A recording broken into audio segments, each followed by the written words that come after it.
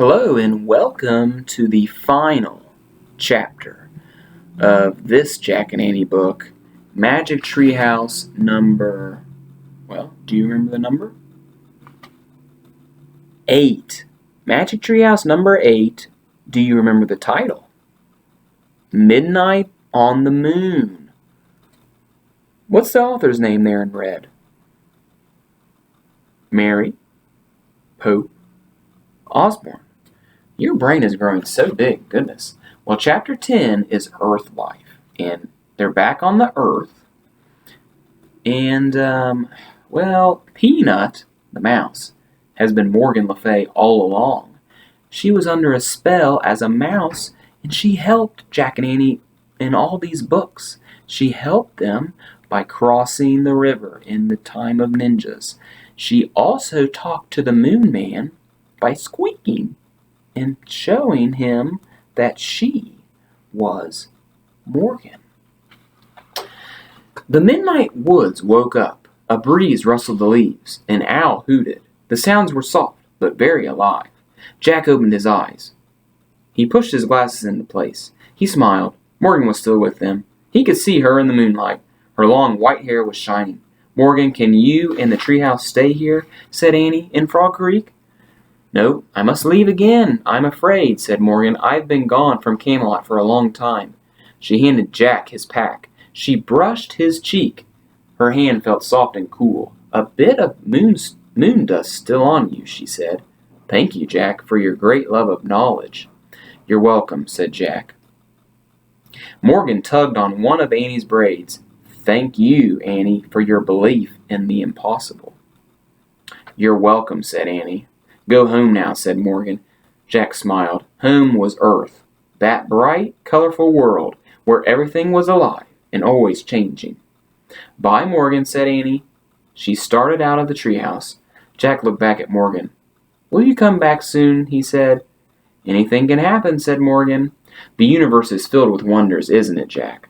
He smiled and nodded. "Go now," Morgan said softly. Jack followed Annie down the rope ladder. He stepped onto the ground. The wind started to blow. The treehouse started to shake. A loud roar filled Jack's ears. He squeezed his eyes shut. He covered his ears. Then everything was silent and still. Jack opened his eyes. The ladder was gone. He looked through the leaves and branches of the giant oak tree, where the treehouse had been. It was only moonlight now. "Bye, Morgan," he whispered sadly. "Bye, Peanut," said Annie. Jack and Annie stared at the top of the tree for a long moment. "Ready?" said Annie. Jack nodded. They started for home. The midnight air felt cool and moist. It was filled with the soft sounds of Earth life. Jack and Annie left the Frog Creek woods. They started down their street. Annie glanced up at the sky. "The moon looks really far away, doesn't it?" It did, thought Jack. It was. "I wonder how the Moon Man can be up there all alone," said Annie. "What do you mean?" said Jack. "I mean, who helps him put on his spacesuit?" said Annie. "Who helps him get up when he falls down?" "And who is he?" added Jack. "Who do you think he was?" said Annie. "He must be a scientist or an astronaut from Earth," said Jack. "No, I think he's an alien," said Annie, "from another galaxy." Jack scoffed. "What makes you say that?"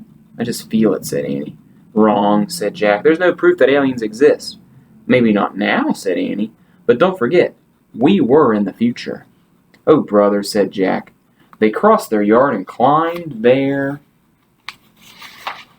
back steps. Annie tiptoed inside the house. Jack followed her. Before he shut the door, he glanced up at the moon. Was Annie right? He wondered. Could the Moon Man have come from another galaxy? Morgan's words came back to him. "The universe is filled with wonders, isn't it, Jack?" "Good night, Moon Man," Jack whispered. Then he closed the door. Here's the moon. And here's a real book about outer space. And that's the end of our book. Well, the Moon Man was from the future. And the future is like tomorrow. The future is like when you are grown up. So, maybe you are the Moon Man or the Moon Woman, because they don't even know if it was a man or a woman. Alright, boys and girls, well, that is the end of our Jack and Annie book, and that's the last Magic Treehouse book that I have.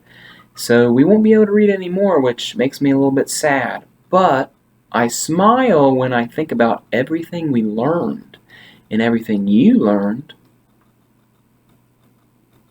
and how big your brain has gotten. I'll see you. Bye.